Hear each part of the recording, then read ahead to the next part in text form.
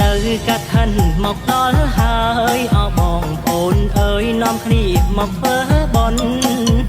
រđờiកាត់ហិនមកដល់ហើយអោបងប្អូនអើយនាំគ្នាមកធ្វើបុណ្យ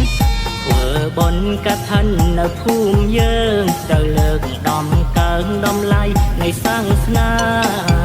ធ្វើបុណ្យកាត់ហិននៅភូមិយើងទៅលើកដំកើងដំឡៃនៃសាសនា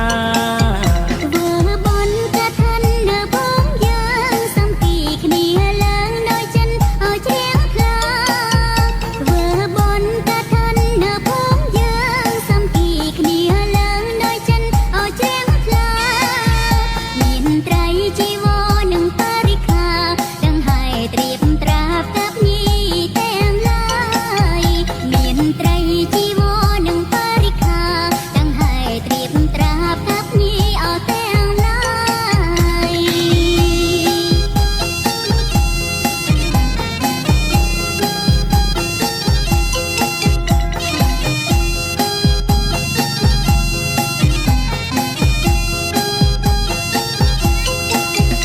ដើម្បីជាទានឆ្លងភពបីជាទានដល់ប្រពៃចូលកុំអសោកស្ដាយដើម្បីជាទានឆ្លងភពបីជាទានដល់ប្រពៃចូលកុំអសោកស្ដាយត្រូវតែនាំគ្នាមកសប្បាយបងប្អូនចិត្តឆ្ងាយធ្វើបុណ្យទានឲ្យហើយត្រូវតែនាំគ្នាមកសប្បាយបងប្អូនចិត្តឆ្ងាយធ្វើបុណ្យទានឲ្យហើ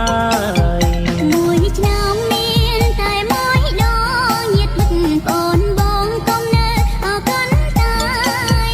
មួយឆ្នាំមានតែមួយដងញាតិមិត្តបងបងកុំនៅអរគុណតាយ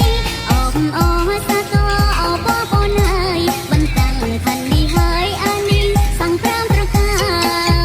អបអរសាទរអបបងប្អូនហើយបន្តាំងខណ្ឌនេះហើយអានេះសង្គ្រាមប្រការសូមឲ្យបងប្អូនញាតិមិត្តទាំងអស់គ្នាមេត្តាមោទនាបន្តខណ្ឌភូមិយើងសូមឲ្យបងប្អូនបានបុណ្យស្មើគ្នារួចពីរោគគាចាក់ពុតព្រោះភ័យប្រាថ្នាអ្វីៗដែលក្រីបំ